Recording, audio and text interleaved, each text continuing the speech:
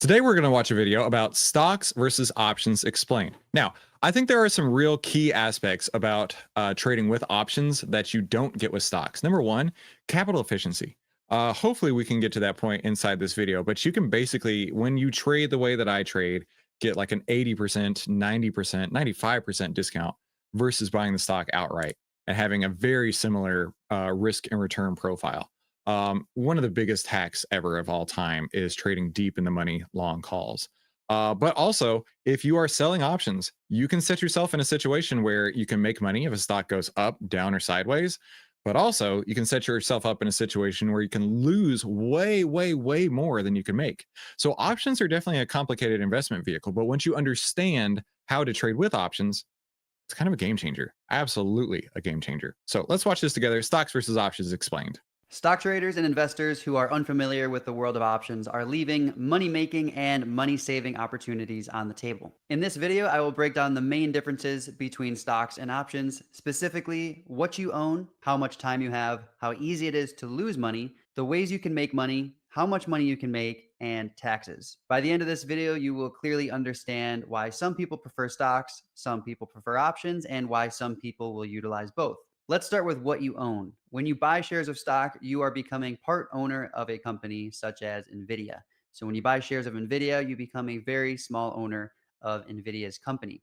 If Nvidia performs well over time and the share price grows, then you will make money from your investment. But if Nvidia does poorly over time and they do not grow the business, then the shares of stock that you own will decline in value and you will lose money on your investment. When you buy stock in a company, you also get voting rights with each share that you own. So the more shares that you own, the more voting power you have at corporate elections and annual meetings. And therefore, very large shareholders in publicly traded companies can play an active role in the future plans for that company. So as an option buyer, you are not actually investing in the shares of the company and you're not becoming a part owner of the company. You are simply buying and trading a financial contract that will change value depending on what the stock price does between now and some point in the future.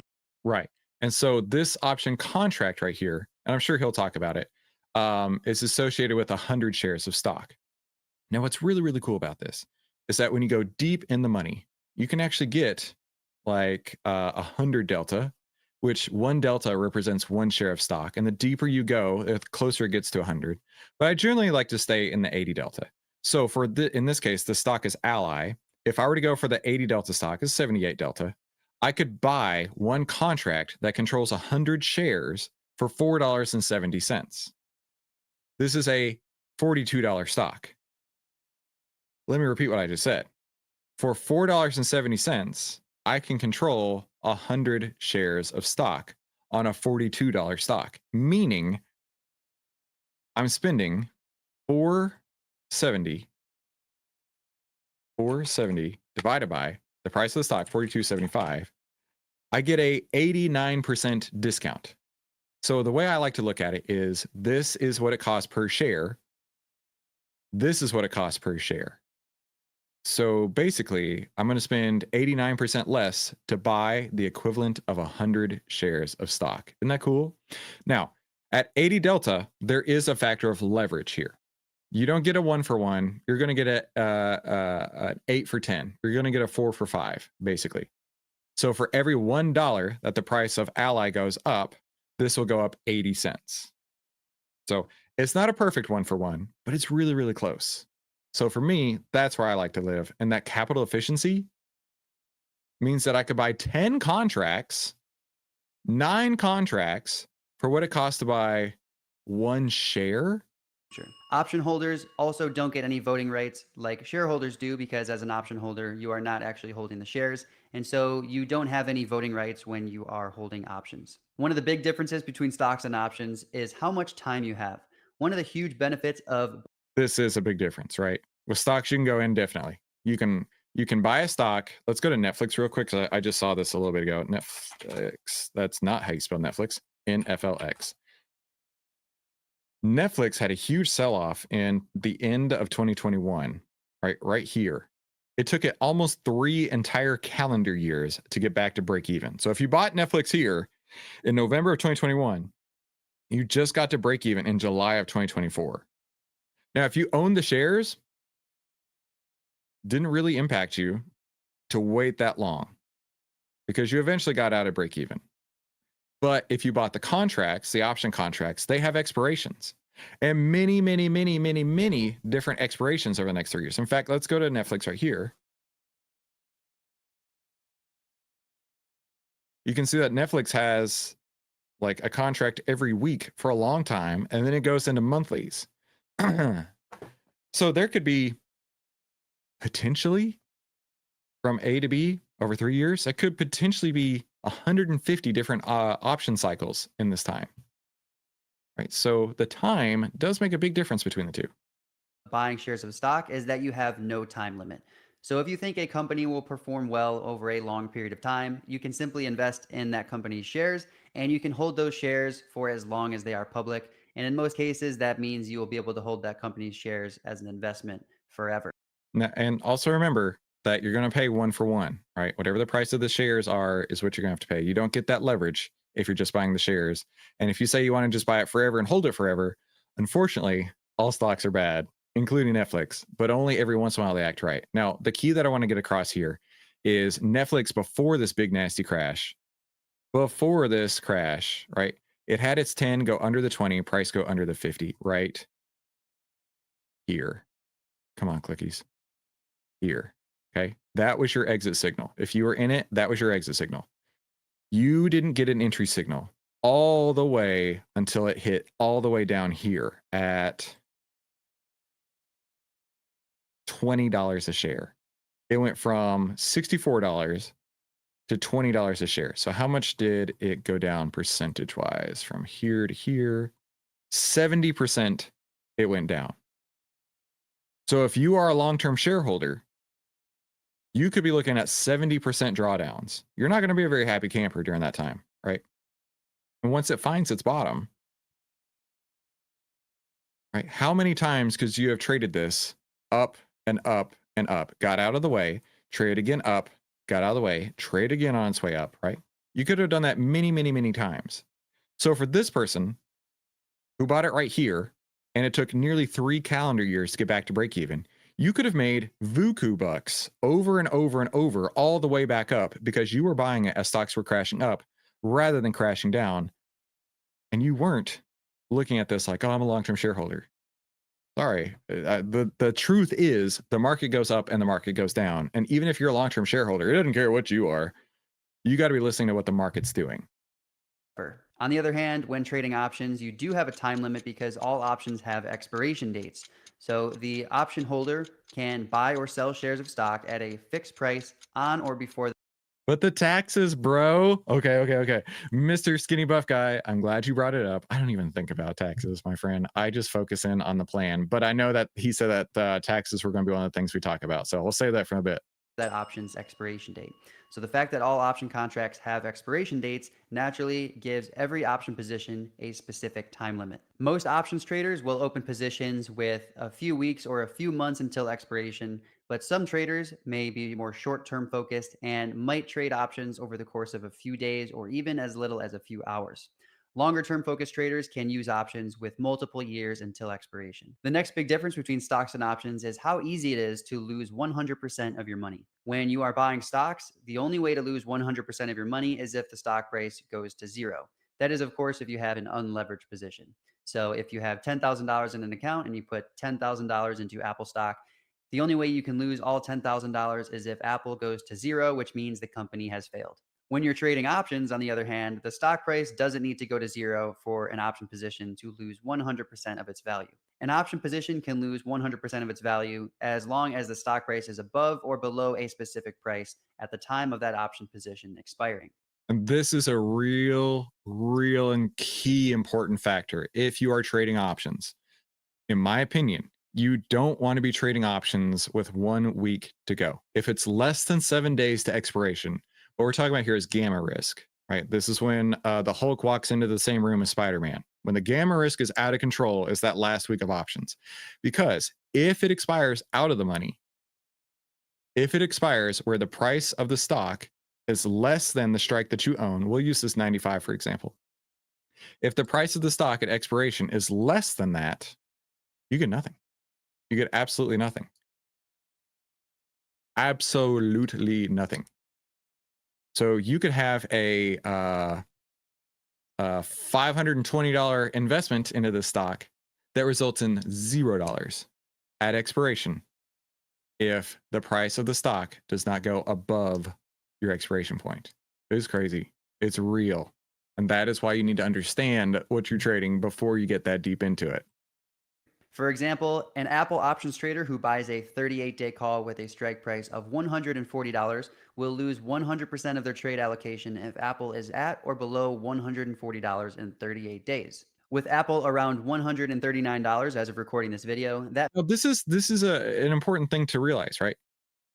It can absolutely happen on any stock, but it's way more likely to happen if you start out of the money, right? These are worthless investments that you're hoping gain value.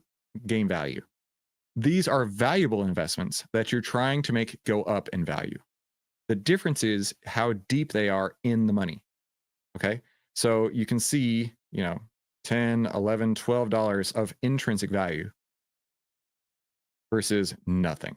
Absolutely nothing. You get nothing, you lose. Good day, sir. I don't want that to happen to you. No way. means that Apple doesn't have to move at all for this call trader to lose 100% of the money that they put into this trade. And as mentioned, the only way a non-leveraged Apple stock investor could lose 100% of their money is to see the share price go to zero, which means Apple, the company, has failed. So it is more likely to see an option position go to zero as compared to seeing a stock price go to zero, because it's less likely for a company to go out of business than for a stock to be above or below a specific price at some point in time. The next big difference between stocks and options is the number of ways that you can make money with both. Investing in stocks is very straightforward because if you buy shares of stock, the only ways you can make money are the stock price going up or if the company pays a dividend.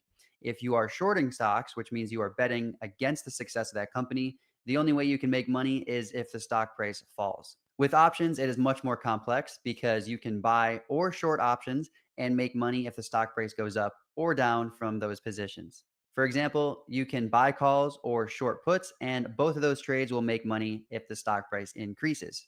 You can also trade market neutral option strategies that profit as long as the stock price stays within a specific range or By the way, this is what I thought was the most genius thing to do, and I did it for years, and I lost $200,000 doing it this way. A market neutral strategy. In fact, I remember specifically the people who I learned to trade from originally would be like, you need to have 0 beta weighted deltas, meaning if the market goes up, your portfolio doesn't go up at all. If the market goes down, your portfolio doesn't go down at all. Your portfolio is neutralized to the market. I don't want that. If I'm in a bull market, by God, I want to make all that money. If I'm in a bear market, I'm getting the hell out of the way, or I'm going to go short, right? And like I say, I thought it was a genius because in this particular type of strategy, which we don't need to cover here, but it can go up, it can go down, or it can go sideways, and you profit no matter what. But in these type of trades, when you do lose, you can lose 6, 8, 10, 12 times as much as you can win. So the risk to return here is broken AF. doesn't move much. You can even make money with options if the stock market's expectations for a specific stock's volatility increases or decreases, which is called volatility trading. So options give you the ultimate flexibility in regards to how you can make money and what your specific stock predictions are over a specified period of time. However, it should be mentioned that option holders do not receive dividends as stockholders do. The next big difference between And I want to point out here real quick, you can actually be the one paying the dividend. What did he just say? That's not how the stock market, it is how the stock market works, right? If you sell calls and the person that you sold them to exercises it on the X dividend date, you are now short, 100 shares for every one that you sold, and you owe the dividend out of your account. You just paid, like in this case, let's say that I'm paying this guy over here, right? I think his name is Chris as well. Let's say that I'm paying Chris the dividend out of my account because he bought the call options and exercised them. I sold the call options, I was assigned them, and I was assigned to pay the dividend. F that noise. F that noise. I don't want that. I don't want that for you either. It's a reality. Between stocks and options is how much money you can make. When buying stocks, you theoretically have unlimited profit potential because there is theoretically no upside limit to how high a stock's price can go.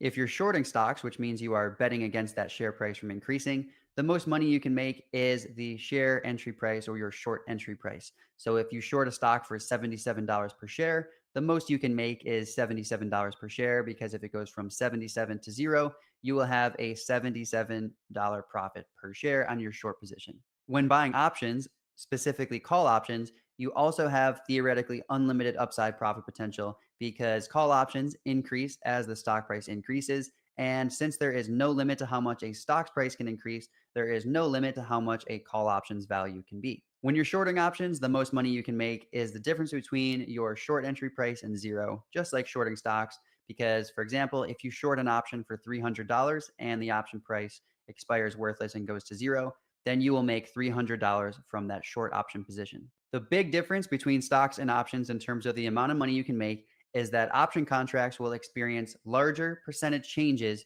than the stock's price itself. So, for example, Apple shares have fallen about 21% from the high in August of 2022 to the time of this recording. But a 175 strike Apple put option expiring in January of 2023 increased by 230% during that same stock price movement. So while the price of Apple shares declined by 21%, this specific Apple put option increased by 230% over that same stock price movement, which of course is a way larger price change compared to that 21% decline in Apple shares. And this is precisely why people trade options instead of stocks at times, especially when That's exactly why. they have a high conviction of a specific stock price change over a specified period of time. The last big difference between stocks and options that we will discuss is in regards to taxes. Both stocks and options are taxed based on how long you held a position. Specifically, if you held a position for less than a year and you sold it for a profit, then you will pay short term capital gains taxes or you will be taxed at your ordinary income tax rate. If you sell something for a profit that you held for longer than 1 year, you will be taxed at long term capital gains taxes, which will be 15 to 20%, depending on how much your income is per year. High earners are therefore incentivized to hold their investments for longer than 1 year because that 15 to 20% long term capital gains tax rate is much lower than their ordinary income tax rate. So I want to put this out there because Skinny Buff Guy mentioned this earlier. I saved it just so I can pull it up right now. There are people, let's go to Netflix. Let's go back to Netflix, who will say, you can't sell a stock because then you have to pay taxes. Don't you understand? I can't sell it here because I don't want to pay taxes on it. So I'd rather lose 75, 80% of my investment so I don't pay taxes. What a stupid idea that is. But it's true. There are people who do that. I'm not going to sell it because I don't want to pay taxes. Yet I'm going to lose 80% because I didn't sell it and I didn't pay taxes. Yeah. What are these taxes that he's talking about? Batman always pays his taxes. Don't you understand? Since options traders rarely hold option positions for longer than 1 year, options traders should expect to pay short-term capital gains tax rates on any profits that they make. If a trader is trading options on futures or an equity index product like SPX, then any profits will receive 60/40 tax treatment. 60/40 tax treatment means that 60% of the profits will be taxed at the trader's long-term capital gains tax rate and 40% of the profits will be taxed at the trader's short-term capital gains tax rate or their ordinary income tax rate. So in terms of There you go. So there's lots of different options. I'm sorry, lots of differences between stocks and options. But at the end of the day, right? A, one of them is an unleveraged investment. B, the other one can be a significantly leveraged investment if you understand how to use it correctly. Now, I'm all about teaching you how to use it correctly. And that's why I go live twice a day, every day on this YouTube channel. So be sure you subscribe because I want you to be successful in the market, right? We put OVTLYR University together, which is our training course on how you can be successful. And we charge absolutely nothing for it. It is free 99 to make sure that you are successful in the market. I want you to be a profitable trader. And the best way to do that is by saving time, making money, and start winning with less risk by clicking one of these two videos. We'll talk soon.